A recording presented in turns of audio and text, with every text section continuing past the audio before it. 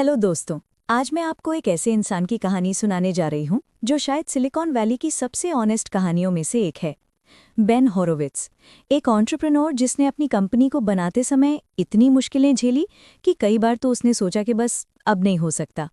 मैं आपको एक सीन इमेजिन करने के लिए कहती हूँ। 2000 की बात है। बेन की कंपनी लाउड क्लाउड बने अभी कुछ ही महीने हुए हैं।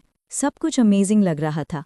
फंडिंग मिल गई थी, टीम पैशनेट थी, प्रोडक्ट लॉन्च हो गया था और फिर .com बबल बर्स्ट हो गया। एक दिन में उनके सारे पोटेंशियल कस्टमर्स ने बजट फ्रीज कर दिया।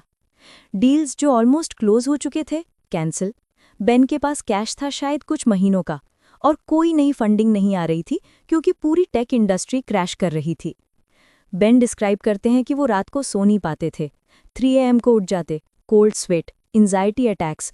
उनके 200 एम्प्लॉयज़ थे जिन्होंने उन पर ट्रस्ट किया था, अपनी जॉब्स छोड़ी थीं, अपनी फैमिलीज़ को रीलोकेट किया था, और अब शायद बेन उन्हें सैलरी भी नहीं दे पाएंगे। वो कहते हैं, ये वो टाइम था जब मैंने सीखा कि बिजनेस बुक्स में जो लिखा होता है और रियलिटी में जो होता है उसमें ज़मीन आसमान का फ़र्क होता है।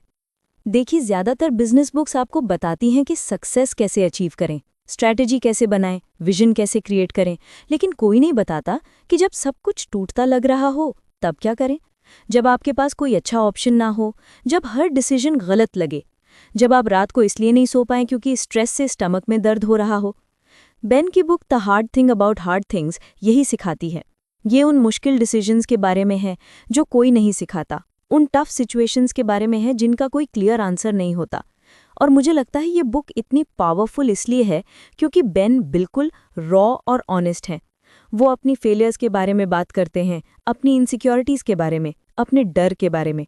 और ये सुनकर आपको लगता है, अरे मैं अकेली नहीं हूँ, सबको ये स्ट्रगल होता है। तो चलिए बेन की जर्नी के थ्रू कुछ सबसे इंपॉर्टेंट लेसन समझते हैं। पहली बात जो बेन एम्फसाइज करते हैं, there is no recipe for really complicated dynamic situations. यानी जब चीज़ें रियली मुश्किल हों तो कोई फिक्स्ड फॉर्मूला नहीं होता, कोई स्टेप बाय स्टेप गाइड नहीं होती। आपको अपने जजमेंट पे ट्रस्ट करना पड़ता है। बेन एक एग्जाम्पल देते हैं। जब लाउड क्लाउड स्ट्रगल कर रही थी तो उनके पास बेसिकली 2 ऑप्शंस थे, या तो कंपनी बेच दें बहुत कम वैल्यू पर, या फिर एक डेस्परेट पिवट करें। दोनों ही रिस्की थे, दोनों में फेलियर के हाई चांसेस थीं। बेन ने पिवट चूज किया। उन्होंने अपने प्रोडक्ट का एक हिस्सा अलग कंपनी में स्पिन आउट किया, ऑप्सवेयर।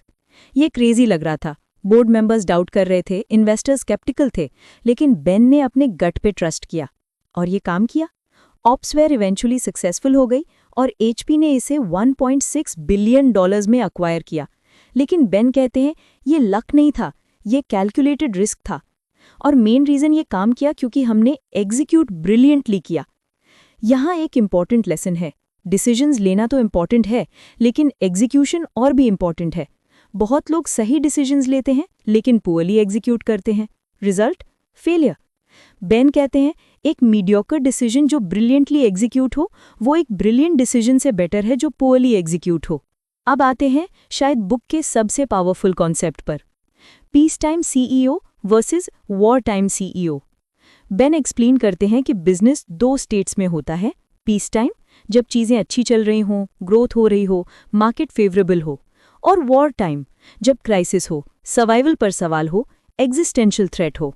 और दोनों सिचुएशंस में लीडरशिप स्टाइल बिल्कुल अलग होनी चाहिए। पीस टाइम CEO डेलीगेट करता है, कंसेंसस बिल्ड करता है, लॉन्ग टर्म विजन पर फोकस करता है, कल्चर बिल्डिंग करता है, इनोवेशन एनकरेज करता है। वॉर टाइम CEO बिल्कुल ऑपोजिट, वो डिक्टेटोरियल होता है, क्विक डिसीजंस लेता है, माइक्रो मैनेज करता है, शॉर्ट टर्म सर्वाइवल पर फोकस करता है, और ये सब जानते हुए करता है कि लोग इसे पसंद नहीं करेंगे। बेन अपना एग्जाम्पल देते हैं, जब लाउड क्लाउड में क्राइसिस आया तो उन्हें वॉर टाइम CEO बनना पड़ा। उन्हें ले-ऑफ्स करने पड़े, पेनफुल डिसीजंस लेने पड़े, लोगों को फायर करना पड़ा जो उनके फ्रेंड्स थे।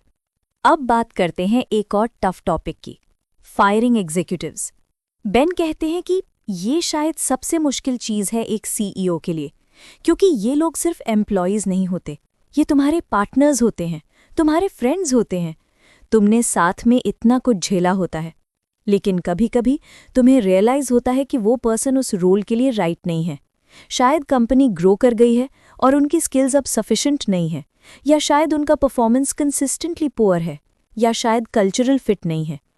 बेन एक फ्रेमवर्क देते हैं ये डिसाइड करने के लिए कि कब किसी को फायर करना चाहिए। वो कहते हैं, खुद से पूछो, अगर ये पोजीशन वेकेंट होती तो क्या मैं इस पर्सन को हायर करती? अगर आंसर नहीं है तो तुम्हें सीरियसली कंसिडर करना चाहिए उन्हें रिप्लेस करने का। लेकिन साथ ही बेन ये भी कहते हैं कि हेस्टी डिसीजंस मत लो। अगर कोई स्ट्रगल कर रहा है तो पहले उन्हें क्लियर फीडबैक दो, सपोर्ट दो, रिसोर्सेज दो, उन्हें फेयर चांस दो इम्प्रूव होने का। बेन अपनी एक मिस्टेक शेयर करते हैं। उन्होंने एक एग्जीक्यूटिव को बहुत जल्दी फायर कर दिया। बाद में रियलाइज हुआ कि वो पर्सन एक्चुअली अच्छा था, बस उन्हें प्रॉपर गाइडेंस की ज़रूरत थी। बेन ने बिना एडिक्वेट कोचिंग दिए डिसीजन ले लिया था। वो कहते हैं, ये मेरी बड़ी गलतियों में से एक थी। मैंने एक टैलेंटेड पर्सन को खो दिया बिकॉज मैं इम्पेशेंट थी। अब आते हैं एक बहुत इंटरेस्टिंग टॉपिक पर, हायरिंग। बेन कहते हैं कि जब तुम स्टार्टअप बिल्ड कर रहे हो तो हर हायर क्रिटिकली इंपॉर्टेंट है। एक गलत हायर पूरी कंपनी को स्लो कर सकता है।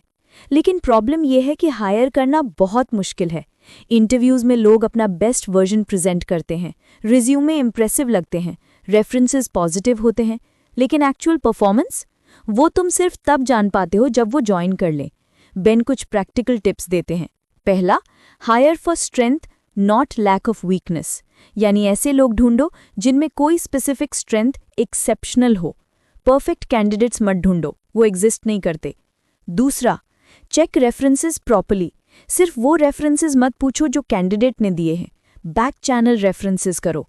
उन लोगों से बात करो जो कैंडिडेट के साथ काम कर चुके हैं। तीसरा, hire people who want to be at your company, not just any company. ऐसे लोग चाहिए जो स्पेसिफिकली तुम्हारे मिशन से एक्साइटेड हों, जो सिर्फ पे चेक के लिए नहीं बल्कि इम्पैक्ट के लिए आ रहे हों। बेन एक इंटरेस्टिंग एग्जाम्पल देते हैं। उन्होंने एक बार एक बहुत सीनियर पर्सन को हायर किया जो गूगल से आ रहे थे। रिज्यूमे ब्रिलियंट था, इंटरव्यू अमेजिंग गया, लेकिन जब वो ज्वाइन किए तो परफॉर्म नहीं कर पाए। प्रॉब्लम, वो गूगल के रिसोर्सेज, प्रोसेस और सपोर्ट के अभ्यस्त थे। स्टार्टअप एनवायरनमेंट में जहां खुद सब कुछ फिगर आउट करना पड़ता है, वो स्ट्रगल कर गए।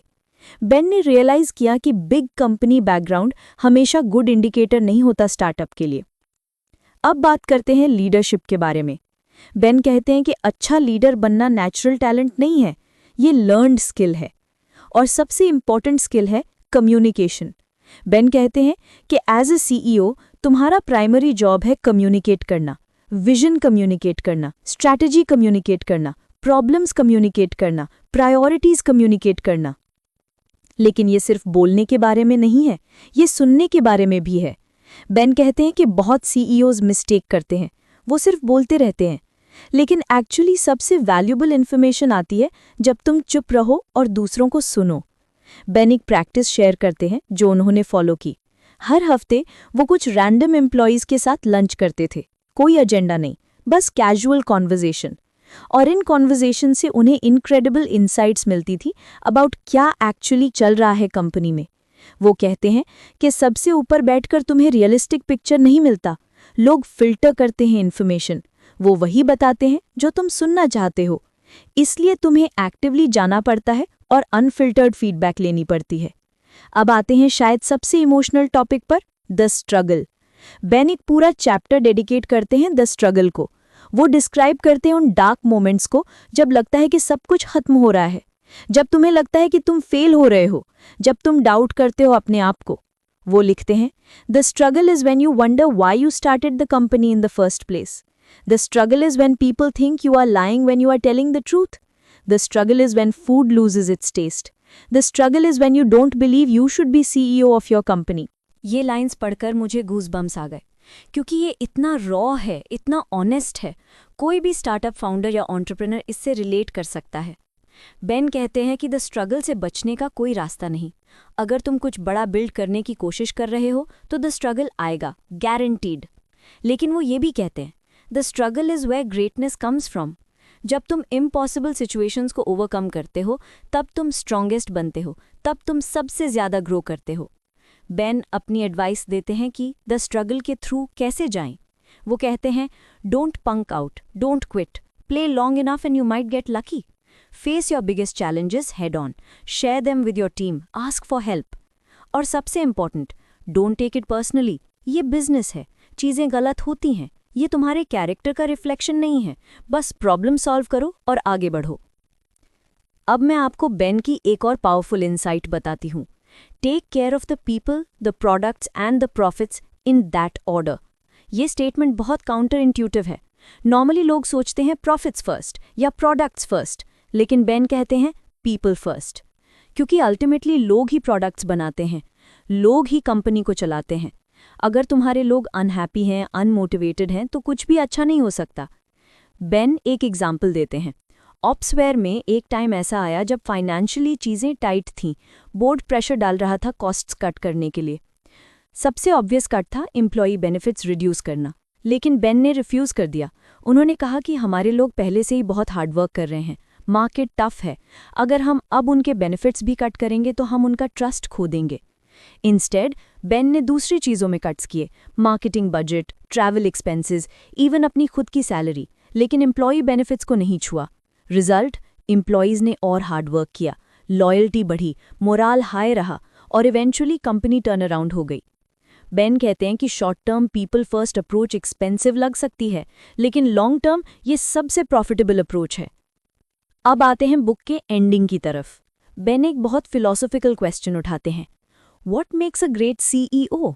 और उनका आंसर बहुत सिंपल है, the ability to articulate the vision, the ability to make the hard decisions and the courage to see them through.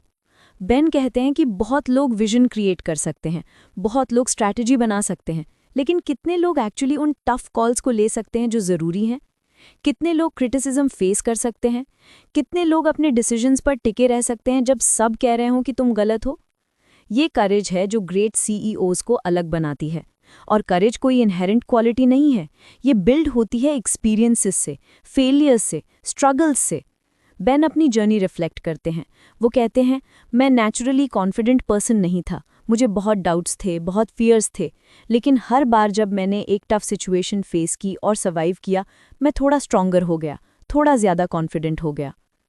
तो दोस्तों, ये थी the hard thing about hard things की जर्नी, और मुझे लगता है इस बुक का सबसे इम्पॉर्टेंट मैसेज ये है कि it's okay to struggle, it's okay to be scared, it's okay to not have all the answers. बस क्विट मत करो, keep pushing, keep learning, keep growing.